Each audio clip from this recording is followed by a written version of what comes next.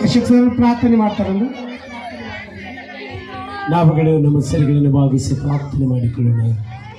ಪರಿಶುದ್ಧನಾಗಿರುವಂತ ಪರಲೋಕದ ನಮ್ಮ ದೇವರೇ, ನಿಮ್ಮ ಅಪಾರವಾಗಿರುವಂತ ಪ್ರೀತಿಗಾಗಿ ನಾವು ನಿನಗೆ ಕೊಂಡಾಡುತ್ತೇವೆ ಸ್ವಾಮಿ.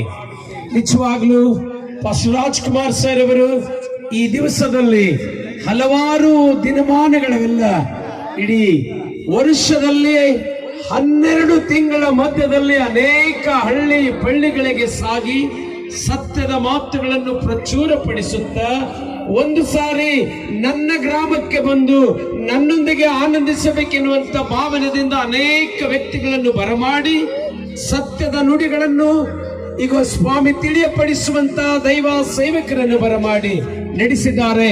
ಈ ಆರಾಧನೆಗಳಲ್ಲಿ ನಿನ್ನ ಪ್ರಸನ್ನತೆನಿಟ್ಟು ಸತ್ಯದ ಮಾತುಗಳನ್ನು ವ್ಯಕ್ತಪಡಿಸುವಂತೆ ಸಹಾಯವನ್ನು ನೀಡಿದ್ದೀರಿ.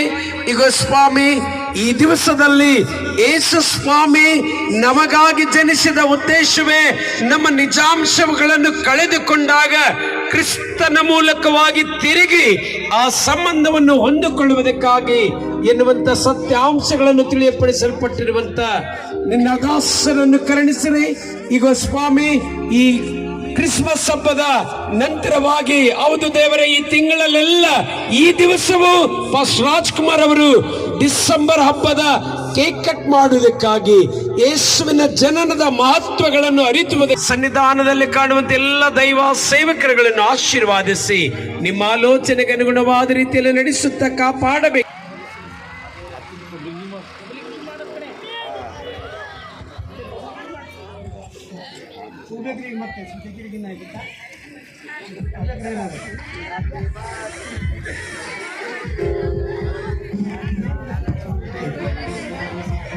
ಆತ್ಮನ ಹೆಸರಿನಲ್ಲಿ ನಾವು ಈ ಕೇಕ್ ಕಟ್ ಮಾಡ್ತೇವೆ. ದೇವರು ನಮ್ಮ ಗಾದ್ಗಿ ಗ್ರಾಮ ಆಶೀರ್ವಾದ ಮಾಡಿ.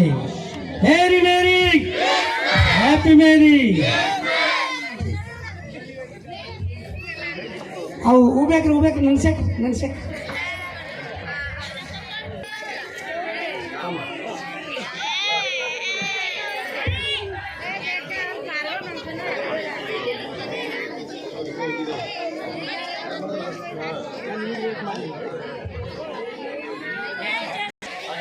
ನಿಮಗೆಲ್ಲರಿಗೂ ರಾತ್ರಿ ಡೌನ್ ಆಗೋದು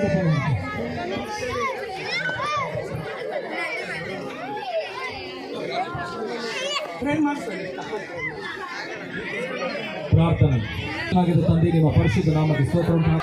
ಈ ಕೂಟದ ನಿಮಿತ್ತವಾಗಿ ಆಹಾರ ಪದಾರ್ಥಗಳನ್ನು ಸಿದ್ಧ ಮಾಡಿದ ಮಕ್ಕಳನ್ನು, ರೆಡಿ ಮಾಡಿದ ಮಕ್ಕಳನ್ನು, ನೀಳತಿ ಮಕ್ಕಳನ್ನು, ಉಳ್ಳತಿ ಮಕ್ಕಳನ್ನು ಎಲ್ಲರನ್ನು ಆಶೀರ್ವದಿಸಿ. ಯಾಕಂದರೆ ಪರಿಶುದ್ಧ